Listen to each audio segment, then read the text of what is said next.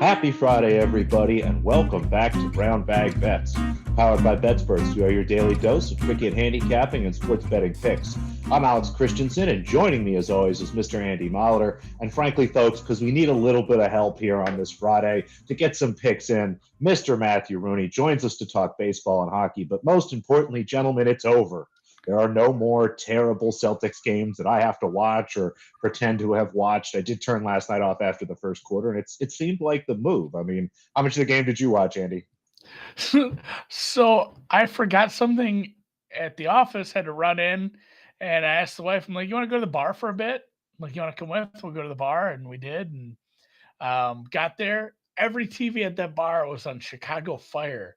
Like they'd been watching, maybe had the golf on because it was USA. And I sat down. I'm like, can we put back? It was halftime. To be fair, it was halftime. So I didn't have to like yell at the guy to get over here and say, turn it on. So, but eventually when he came and took my order, I'm like, can we watch basketball? Like, what's going on? And some people at the end of the bar were a little miffed that they didn't get to catch the end of the episode. I'm like, guys, it's a bar. Go home and watch freaking Chicago Fire. It's on demand. What was your order at the bar? So I took it easy. Just club soda, nothing else.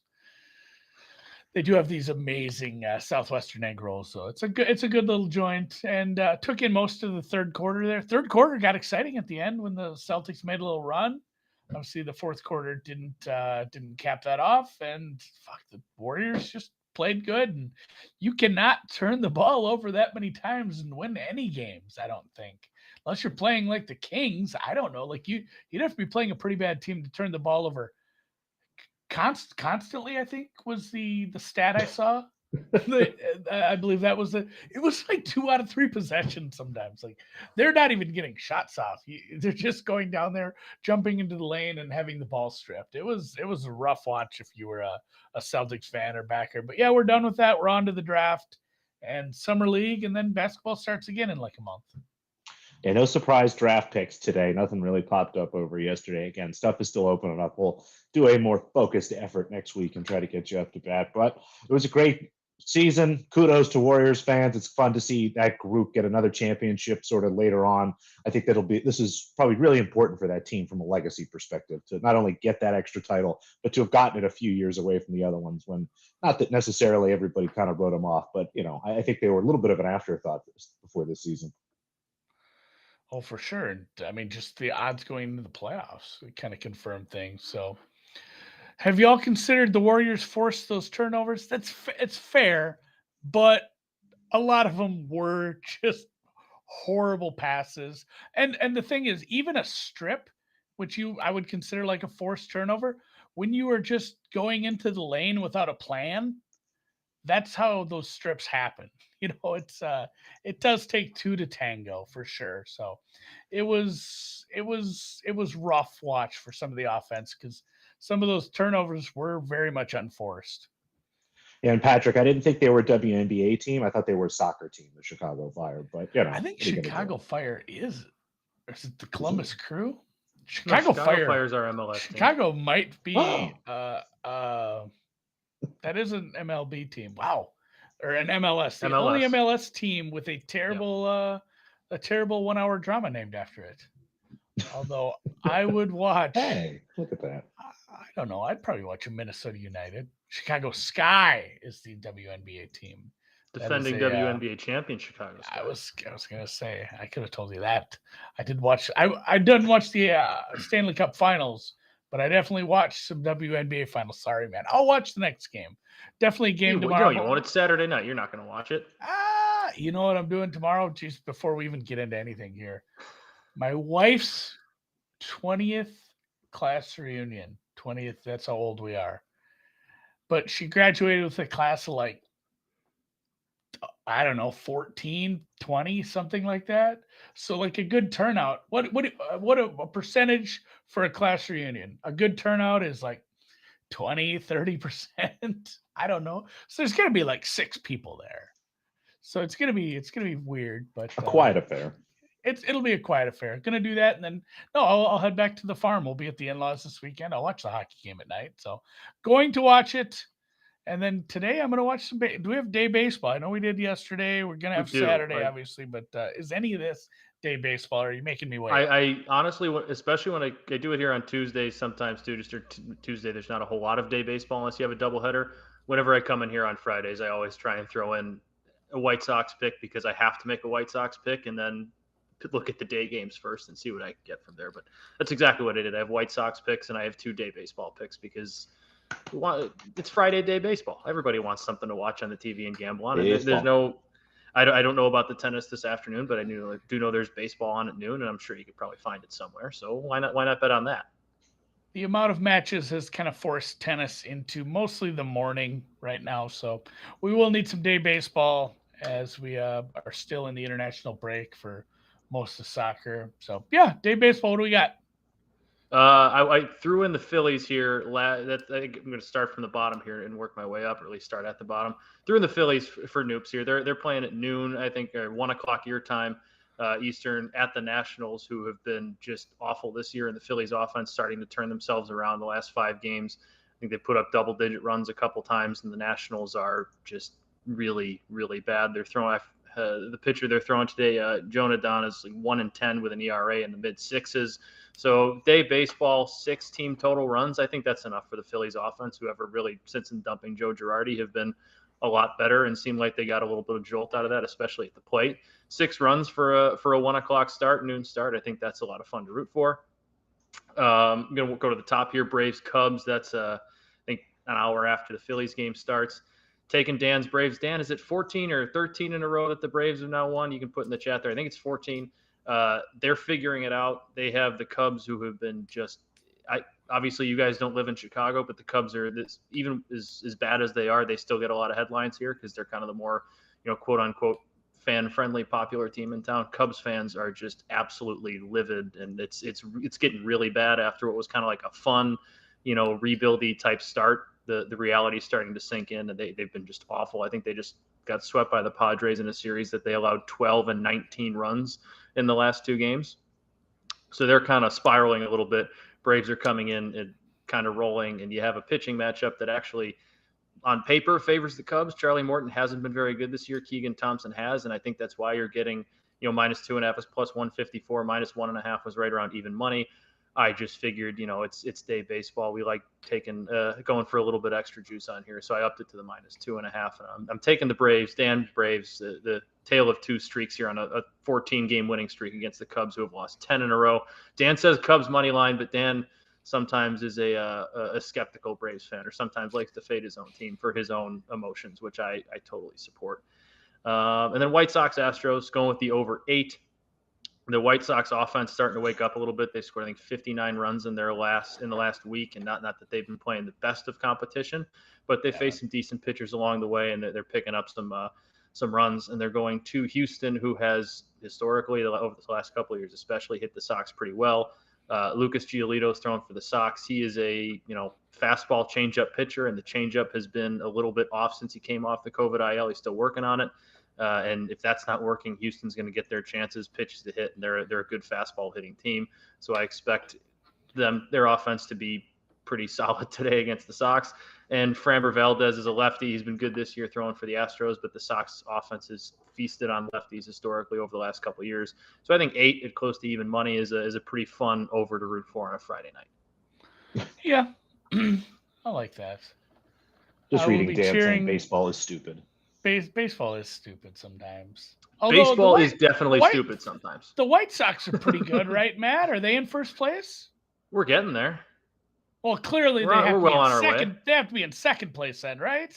We're getting there as well. Oh, geez, they're not stuck in the middle, are they? Yeah, we'll talk to me in a month, Andy. Talk to me in a month when How are the Guardians above 500? What's that? The Cleveland and Minnesota. Oh, they got Kershaw tonight. That's not going to last long. Yeah, Cleveland and Minnesota have had they've played a lot more, especially Minnesota's played a lot more of Kansas City and Detroit so far early, and they've done their part of kind of taking advantage against those teams. And the Sox, I think, have faced this is the Sox. Sox just had their second series against Detroit. They've only had one, I believe, or two against Kansas City as well. So they got a lot more games against those teams. The bottom feeders coming in the second half, and Minnesota has a few more steps. The top half of the AL coming up. So the Sox have a tough schedule up until this point, and I think starting next week, I think they have on paper the easiest schedule in the AL going forward. So I think the schedule's kind of flipped there. Minnesota's done really well, kind of feasting on the bad teams, and that's why they have kind of built themselves a big lead. And I think kind of in the second half we see things even out here when the Twins schedule gets a little tougher and the Sox start to see a little bit more. I don't want to say easier opponents, but easier opponents. Yeah. And as I just went and looked to make sure you weren't lying, and the Sox have faced not hard, but much harder. It's middle of the road, but the Twins and the Guardians have faced the third and fourth easiest. I mean, the Sox have had the Yankees twice. They've had the Blue Jays. They've had the Rays twice. They got the Astros coming up here twice, and the Blue Jays again. Yeah, a lot of it is Red just Sox like twice. The Orioles and Blue Jays have played the Yankees a bunch, and because they will. Same thing with Angels. Angels, Rangers, Mariners have had to play the Astros, and and who's the other decent team out there? Are the A's any good? Anyway, I digress. The A's had a fun start for like the first week, and people were like, oh, here come the A's again. Like they're just gonna have the lowest payroll and be good, and then they just stopped being awful. And yes, Patrick, Tony La Russa does have to go. He's not a very good manager. And I think upper management has kind of started managing the team for him about the last week. I'm Bowdy. I can dig it. All right. Fucking Brooks. Brooks Koepka's playing very well today, and it's very interesting. What's he at? He's 4 under on the day. Where did he finish at yesterday? 4 over? 3 over, I believe. 3 over, okay. He is 1 under. Taking advantage of the morning round, it's going to play a little easier in the morning. Stinks for me because I played a matchup against him. My other matchups are looking good. Luke List is 4 over for the day. Luckily, the guy I bet him against is 9 over for the day. So he is maintaining a 7-stroke lead in a matchup where both men certainly will be cut. And they're both beating Phil. Yeah, Aaron Wise over Webb Simpson's a 4-stroke lead, but we have an afternoon round for Aaron Wise. And Adam Hadwin, again, another one I bet on. He is 4 over for the day, but he still remains 6 strokes up on his opponent, who has not even golfed yet today. So it's been some results. Yeah, there was a Joel Dahman, Phil Mickelson matchup that was offered. Dahman leads that by 14. In the full Dahman's 3 under and Phil has been bad. So Joel Dahman this morning. Joel Dahman has 14 strokes to play with this afternoon so far. Phil's not done yet. Phil had like a 15-footer I was watching this morning. I think it was for par because he's always putting from 15 feet for par so far in the U.S. Open, but like he missed it like a foot to the left. It wasn't like one of these that you thought was going to break down and just didn't. He just flat out missed it about a foot left, like just a straight line, complete and total push. And it's one of the worst efforts I've seen putting from a professional in a major, let alone any golf tournament. I've seen him hit a moving ball on the green, so maybe it's not even in his top 5. Well, at least not top 1. So, but yeah, one quick pick today before we get some other stuff. I said I wasn't going to bet on Cam Young. I didn't think it was a good place for Cam Young, but boy, does Brandon Grace not line up well with this course. He played very poorly yesterday. That's not always an indicator of a guy who's going to play, continue to play poorly, but he was a morning round yesterday. Like he had the easiest conditions possible so far we've seen. And he was 6 over. My rankings, my stats, everything did not like him coming in as far as a matchup. I did, again, the Hadwin is bet against him, so I'd love to see him at least play poorly today for that one, or at least play even par so he's cut. But I have him as just an absolute albatross. Like that's a good thing in golf. Like his game is not suited right now for how this course is playing. So I'm like, fuck it, we'll take Cam Young. Cam Young, even laying a half stroke. I've been laying a lot I laid a stroke and a half in every full tournament matchup I played last week. I've laid it a bunch with these this week. I'm laying half strokes in a bunch of daily matchups, and I'm doing it again here because it is a big price. But again, I think it should be much bigger. So I don't see this being terribly close. You never know because golf is golf. It's like baseball. It's dumb. But Cam Young minus a half stroke over Brendan Grace minus 118. That one does not start for a while. You would have until roughly 12:47 Eastern. Cam Young tees off, so like 12:30 Eastern. You got like an hour or so, 2 hours. I have no idea. What time is it now? No. 1:47 Eastern. I am looking at Eastern. Oh, yeah, you got. You like said 12:47 Eastern. I did the adjustment to Central Time for some reason. Time zones are hard. Brain is broken and it's Friday. There shouldn't be time zones. It should be the same time everywhere. Universal time. You know what the time zone they use on the International Space Station? Universal time. That's where we should be. Yeah, we should all be on that one. All right. Did you bet any tennis, or we just run out of matches this week? We got one, just one. Luckily, Belinda Bencic finished up her match quickly enough, so we did get a price on her versus Maria Sakkari in Berlin. Nothing on Birmingham. Probably going to bet Zhang again. They continue to give me her as an underdog against some of these women that just struggle against grass, but haven't seen a line for that pop up yet. Maybe tomorrow morning. But in Berlin, early tomorrow morning, Belinda Bencic and Maria Sakkari play. This should be a great match. And I'm going to take the over here. Again, 21 and a half games. These grass matches are much longer, and I just don't think books necessarily make the adjustment, especially for this matchup here. I think there's a good chance, again, that we see 3 sets, kind of similar to the handicap I had yesterday. Now, Sakkari blew Kasukine out of the water, so it didn't really go so hot. But I think this is going to be a very competitive match. We've seen all of Bencic's match go 3 sets here already this week. Historically, she plays very long matches on grass. Same here with Sakkari, especially against better players. You watch the 2 of these play against top 20, top 25 players, which was what we have here. We look at some very long matches. So the matchup, all the numbers here are dictating to me a really long match here. I would honestly have maybe a 22 and a half if I was hanging a number here. So 21 and a half games at minus 15 or better looks pretty good. If you want to play 22 at a cheaper number, that's fine. But I'm happy to take the 21 and a half. So we'll go over early in Berlin. Where's Bencic? Is she Swiss? She is Swiss. Oh, nailed it. Nailed it. Good hockey country, too. Or is that Sweden? You know what? There's Swiss hockey players, too. Switzerland's a good, pretty decent hockey country, too. There's gotta be some hockey up there. All that ice. All that ice. Take a break from and you know what their favorite part of the rink is, Matt? What, Andy? The neutral zone. That's I'm gonna leave now. You guys talk about hockey. I can read your hockey bets if I can pronounce. What was the end of the joke? I was just laughing at Matt not wanting to hear the end of the joke. What was the neutral zone? Like the neutral zone. Because they're neutral. Anyway, there's a game tomorrow. Game 2. There is. One of these teams leads the series 1-0, and they will continue to try to put a chokehold on it. I'm hoping it ends up 1-1. I do have a small-ish bet on over 5.5 games played in the series. Everybody else who's smart said that was a decent bet at the price, so I bet it.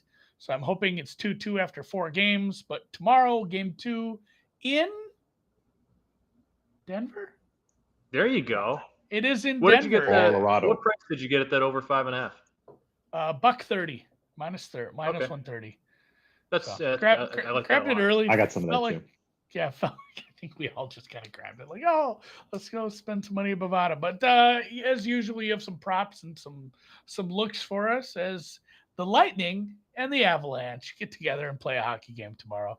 What are we betting? Because I that over 5.5. Like, unless you get all of these games are going to be close. We saw game 1 was really good, went back and forth, and Colorado eventually won in overtime.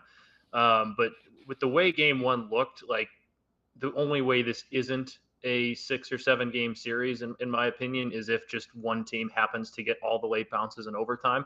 Like the overtime winner Colorado got was kind of a bad bounce off a block shot. Tampa defenseman blocked a shot, bounced right to a Colorado Colorado forward who got it over to Burakovsky for the winner. I can't remember who had the assist off the top of my head. I think it was Lehkonen, but either way, just kind of bad bounce gave Colorado a 2-on-1, and that's how they won that game.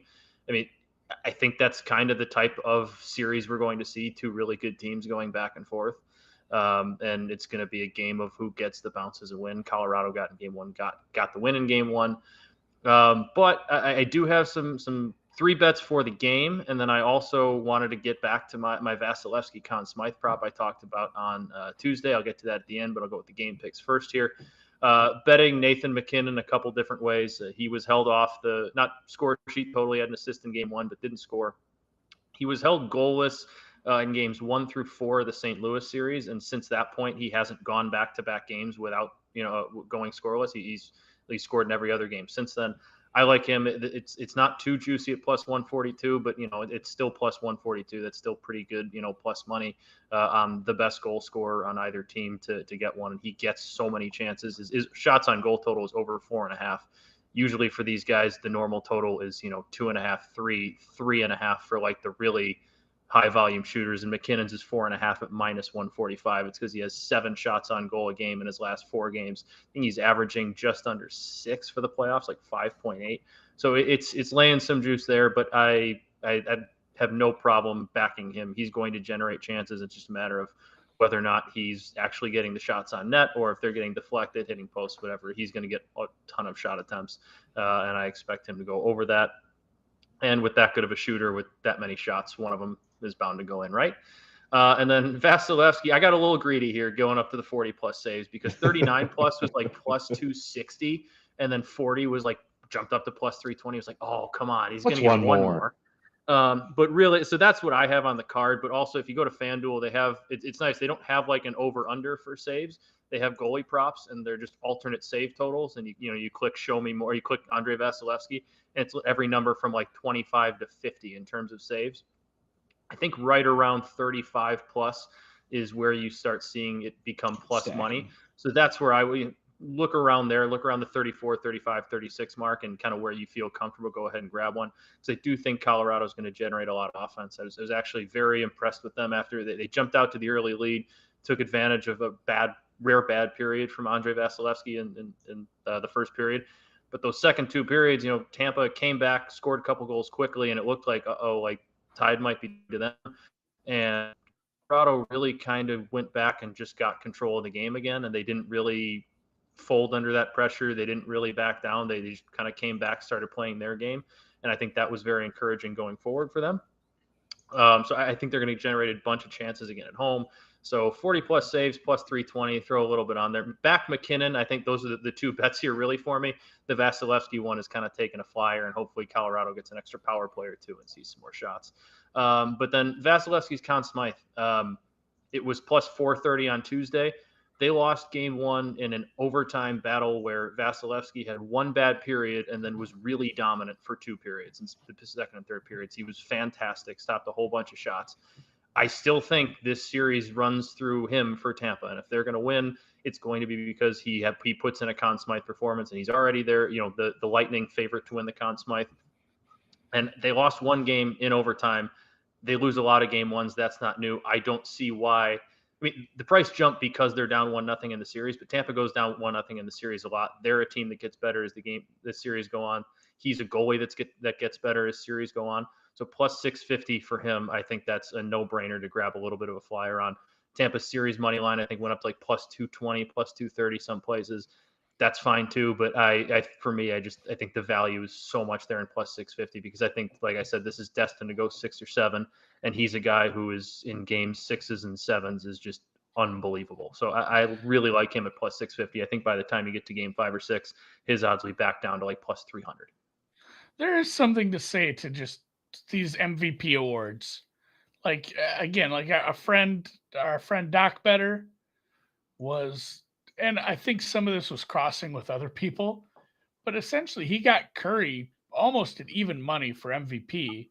And again, when you're crossing with someone and you're just betting against someone else has a bunch of money, like the limits are whatever that guy is willing to bet. So I think he was able to get some bigger limits on an MVP market that maybe wasn't taking big limits. So, and the correlation was so high there that essentially he just got the best Warriors series price possible pre-series with, you know, a high certainty that it wasn't going to be an Andrew Wiggins MVP weirdness. Yeah. So, I mean, there is maybe a little less correlation with this because a Lightning player could score a shitload of goals or something. But I think if you are wanting to jump on the Lightning for the series, probably doesn't hurt to maybe split your bet up between Lightning and then Vasilevsky. I'm just going to say MVP.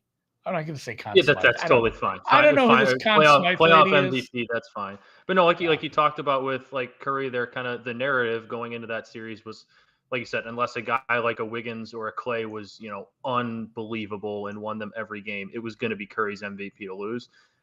It's not to that extent that Andre Vasilevsky's the guy, but like the narrative for him now after the last 2 years is he is the best playoff goalie in the world. He's one of the best goalies in the world. Tampa's got a very deep team, and their goaltender is amazing. And he's kind of not, again, quite to the extent that Curry had the narrative MVP kind of locked up. Vasilevsky's definitely the, headliner for that trophy for them, because he is the guy that has kind of, as good as the team is, the reason that they get as far as they do and then can win so late in series, because he's not stands on his head, but is just so consistent in that. Yeah. I'm down. And then I put NBA draft here just in case we had something, but Noops already touched a little, like going to be more next week. I still don't have a lot of offerings. I'd say over the weekend, you're going to see a lot of those pop up. If you have anything, DM us. If you have some questions or you see a bunch of new markets, hit us up. I'm always excited to bet into that. I'll probably have a guest on the Deep Dive Monday. If you follow at Deep Dive Pod, there's a little bit of a hint. We'll talk a lot of draft next week. I love drafts. I love betting on drafts. So thanks to Matt. Thanks to Alex. Producer Dan. Thanks to you, the audience, the commenters, everyone. Thanks to FanDuel. And we'll catch you guys Monday. Have a fun weekend.